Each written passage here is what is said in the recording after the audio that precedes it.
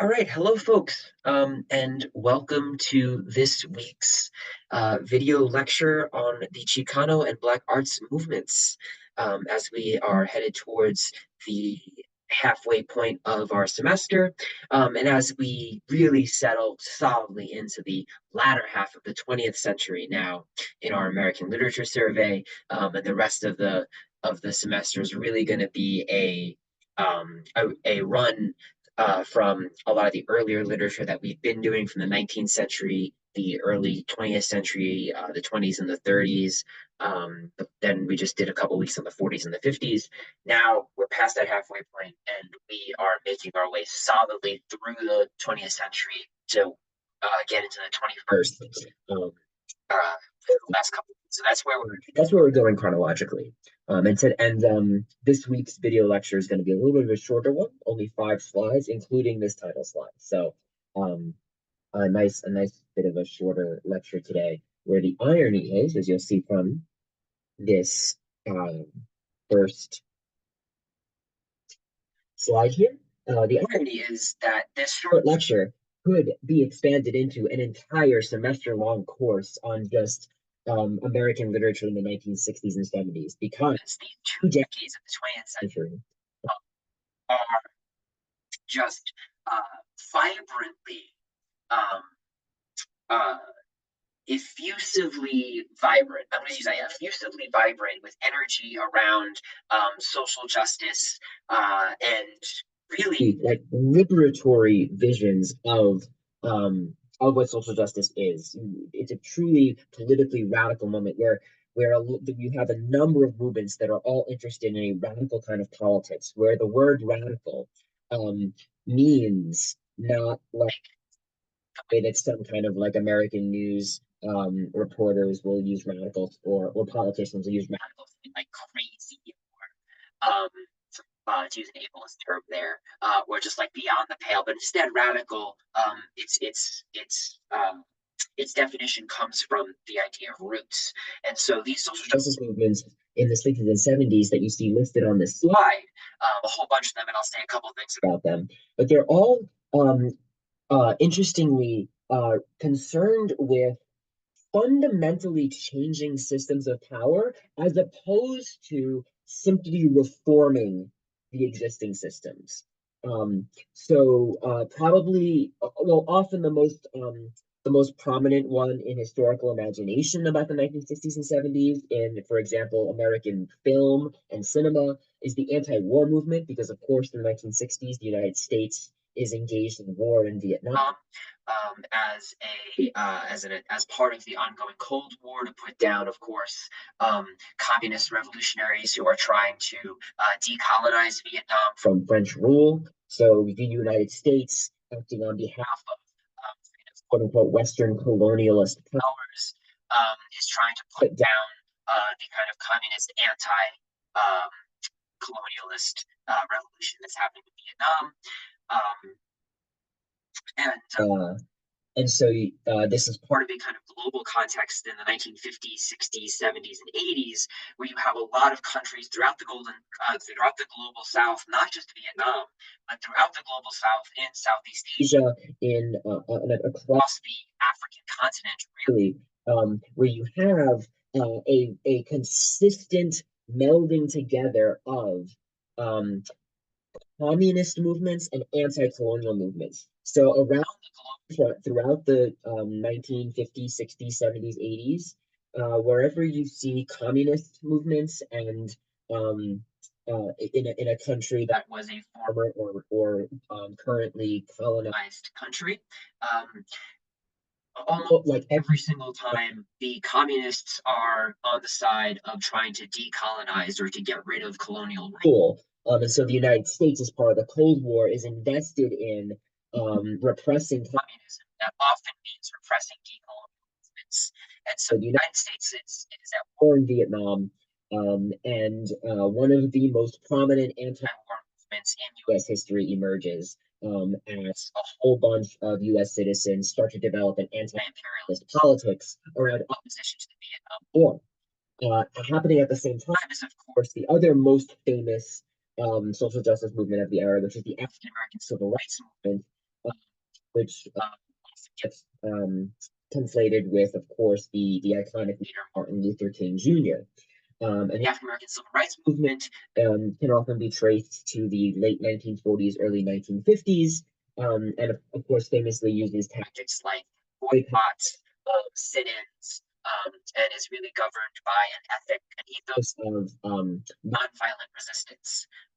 In some would say, like almost militant nonviolence, right? Like the amount of training that these folks did to remain nonviolent in resistance to the systemic racism of the United States. Um, so the African American Civil Rights Movement has roots oftentimes in the late 1940s and 1950s. When I say oftentimes, I mean as in like most historians would trace it there. And then in the 1960s, you get the development of a few different movements. The next three on the list: the Chicano movement, the Black Power movement, and the American Indian movement. Um, the Chicano movement and the Black Power movement, I'll say more about in the next two slides. So I'm going to kind of skip them for now and just say very briefly that the Chicano movement is started by Mexican American workers in the West and Southwest organizing around labor issues. Black Power was developed by Black people within the African American Civil Rights Movement who have a disagreement around tactics and philosophy. And so Black Power is a kind of parallel movement with the African American Civil Rights Movement. And the American Indian movement develops as another kind of growing uh, consciousness against U.S. empire here at home, right? When we talk about decolonization, which is the next bullet point under those three, in which I alluded to when talking about the Vietnam context, we have to remember that the United States is itself a colonial power, right? The United States is a settler colony, and American Indian nations that still exist on this land that we call the United States started developing an organized movement against U.S. colonial practices, also in the 1960s and 70s. And so you get the Chicano movement, the Black Power movement, and the American Indian movement all developing vibrantly around the same time in the decade following the 10 to 15 years of activism by the African American Civil Rights Movement. And almost every historian of these movements would tell you that they were inspired by and draw on the African American Civil Rights Movement, right? So while the Chicano movement is a movement among Chicano people, and the American Indian movement is a movement amongst indigenous peoples of North America, they are very much drawing inspiration both politically, philosophically, and tactically from the African American Civil Rights. And so, another instance of in U.S. history, how often African American civil rights, African American activism is so central to liberatory movements for all peoples, right? You also have the development of what gets called second wave and third world feminism throughout these decades. So second wave feminism, just referring to this kind of renewed energy in the 60s and 70s um, around feminist arguments for more than just equality, but a kind of women's liberation, the development of what we might call lesbian feminism, the development of a real, finally, like a real conversation between like feminism's historical whiteness in the United States and feminists of color, especially Black feminists like group called the Combahee River Collective, kind of speaking and having a dialogue with the whiteness of the history of feminism. And third world feminism is part of that. Third world feminism refers to an idea of feminism that is global and not so parochially focused on the West or the global North. Um, and then you also have the development of liberatory anti-carceral projects like the Attica Prison Rebellion in 1971 throughout these decades as consciousnesses around the beginning of the expansion of the prison state in the U.S. Is met immediately with resistance through the form of prison rebellion. So all of these movements, right, are these radical movements for liberation are all happening in these 2 decades, and that's the context of this week of readings. So first, to go with the um, Chicano movement, a little bit backwards historically, but like it's what we're doing first in our class with um, Corky Gonzalez's poem "I Am Joaquin," which we're reading first. So the Chicano movement coming first. The Chicano movement comes out is grounded in, and you'll see the second bullet point here. It's grounded in materialist labor politics that became ground for the production of art and literature. So in these pictures at the top, you see Cesar Chavez on the left and Dolores Huerta in the middle, who co-founded the National Farm Workers Association, which eventually combined with the Agricultural Workers Organizing Committee to form the United Farm Workers. A beautiful moment of labor solidarity between Chicano and Filipino workers in the U.S. West and Southwest. Um, but these kinds of labor movements amongst farm workers going on years-long strikes for better working conditions developed a kind of working class consciousness that um, Chicano artists combined with a kind of racial, with a theory of La Raza, of the race, right? So working class and racial politics kind of combining in a vision of what gets called the Chicano movement, where you have writers like Jorge Gonzalez, as well as Jose Antonio Villarreal, Tomas Rivera, Luis Valdez, who we'll read later in the semester, and Norma Alarcon, developing not developing a literary movement that reflects the working class and racial politics of the Chicano movement. And simultaneous with this movement is the development of Chicano feminism, where you have Chicano women thinking about and theorizing and writing poetry and literature and essays about the kind of problems of machismo within the Chicano movement. So all of this is happening at the same time in this really vibrant 2 decades of labor activism and artistic production. And then you also have, of course, the second movement that we're reading um, literature from in this unit this week is Black Power and the Black Arts movement. So the Black Power movement is really an extension of the African American Civil Rights movement that kind of takes up um, a slightly different inflection of liberatory politics. And you see on the left there Malcolm X and Muhammad Ali. Um, uh, as the kind of as iconic faces of Black Power, right? One of the points of departure for Black Power is that there's less of a commitment to nonviolence, and there is an acknowledgement that, or there is a investment in the idea that violence as self-defense could be justified. And this is where we have the development of the Black Panther Party for self-defense, which of course know that when you hear about the Black Panthers, the actual name of the party was the Black Panther Party for Self-Defense. And actually, you may or may not have learned that the Black Panthers' largest project was their mutual aid projects, right? The most famous one being their school breakfast program. The Black Panthers would wake up early in the morning and make breakfast for Black children going to school in Oakland, California, and other places. So anyway, the Black Power movement is this extension of the civil rights movement, but one that takes a different philosophy of violence and a different philosophy of radicality, really, where the civil rights movement was focused on getting rights within the United States' existing framework. Black Power was interested in developing something that folks in the movement thought was more liberatory. So the Black Power movement was more explicitly socialist and more explicitly communist, even though Martin Luther King himself was anti-capitalist. He wasn't the African Civil Rights Movement wasn't as explicitly socialist as the Black Power movement was. The Black Power movement also develops what's called Black nationalism. This idea that Black people constitute a nation within a nation and ought to govern themselves as such.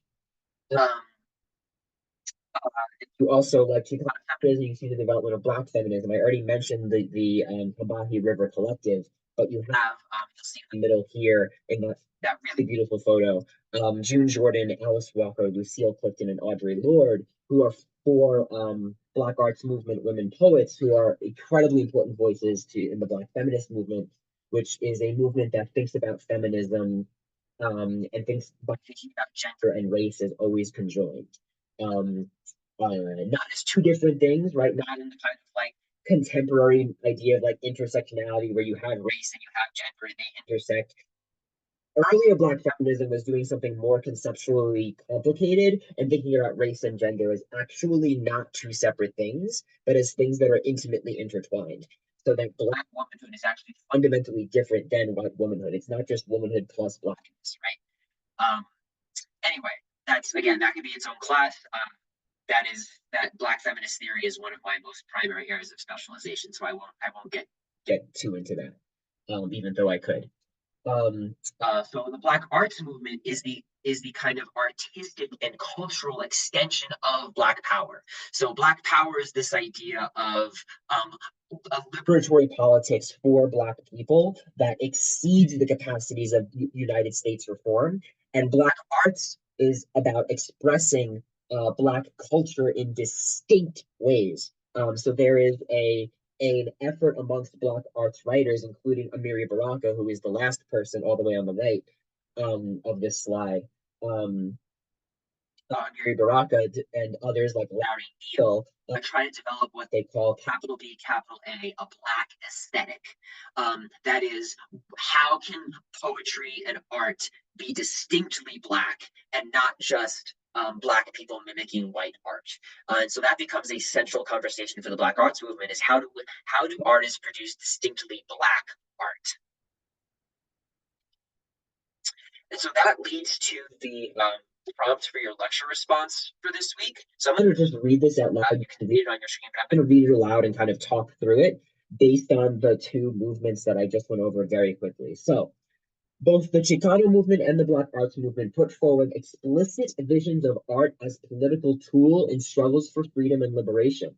In both movements, while there was debate over how to best articulate liberatory politics through art, there was agreement that the duty of the artist in the movement was to channel expression in service of liberation. So for this week's lecture response, I want you to put yourself in that mindset. So let me pause there before reading the rest of it. So if you think back to the Harlem Renaissance lecture, I talked about how in the Harlem Renaissance, Black people in the United States were debating over what's the duty of the artist. Is it the duty of the artist to just express whatever comes to mind? Damn whatever other people think. Damn any duty towards uplifting the race, or is it the artist's duty to produce art that uplifts the race? And that was a debate. Unlike that movement, both of these movements, both the Chicano movement and the Black arts movement, are characterized by an agreement that is the duty of the artist to create art that advances the product of liberation. So the Chicano movement was about Mexican American people who are articulating the term Chicano as a explicitly politicized term. So in the 60s and 70s, if a Mexican American person called themselves Chicano, that meant they were making a political statement by saying that. They were saying they were in favor of the politics of the Chicano movement, of the kind of radical labor organizing, of the radical vision of La Raza. Um, uh, that was a politicized choice to use that word. And Chicano poets and Chicano novelists and Chicano playwrights who called themselves that, like Gonzalez and Louis Valdez, we are reading in this class, are trying to create art in service of Chicano liberation, not just to express their own personal feelings, but to express a desire for a liberation for their people. Similarly, the Black arts movement was not just trying to have artists express their own individual feelings, but people like June Jordan, like Audre Lorde, like Amiri Baraka, they were trying to create art that spoke to the desire for Black liberation. It like freedom for Black people, not just one artist's desire for expression. And both movements were kind of keyed in on that being the way that art should be. So, for this week, I want you to put aside what you think about the debate about whether art in general ought to be directed towards political goals, right? That argument in the Harlem Renaissance that you all had responses to back a few weeks ago. So instead of engaging in that debate, I want you to place yourself in the position of these more radical 60s and 70s movements, right? So put yourself in the headspace of, okay, yes, it is the job of art to, it is a fundamental function of art, and what it ought to do is reach towards liberation for people, right? So somehow reach towards liberation or freedom. So here's your question for the week. How can art, specifically literature, be created in service of liberation, however that might be defined? And I want you to refer to at least one course reading in your response. And you have until the end of the week. So even though I've asked you to watch this lecture earlier in the week before our Zoom class, you have until the end of the week to do this lecture response because I want you to think about it. I want you to think about how can art, specifically literature, be created in service of liberation, however liberation might be defined. And I want you to refer to at least one course reading. If you want to talk about something else, like something more contemporary, like a movie or a TV show or a novel or a poem or a comic book like from today, you can, but I want your response to refer to at least one course reading. So that's what you're going to do for this week. Um, and that is it. That is it for this week's video lecture. So looking forward to discussing poetry with y'all this week and reading your annotations um, of Black arts poetry. We'll talk about I Am Joaquin in our Zoom class. And yeah, it'll be great.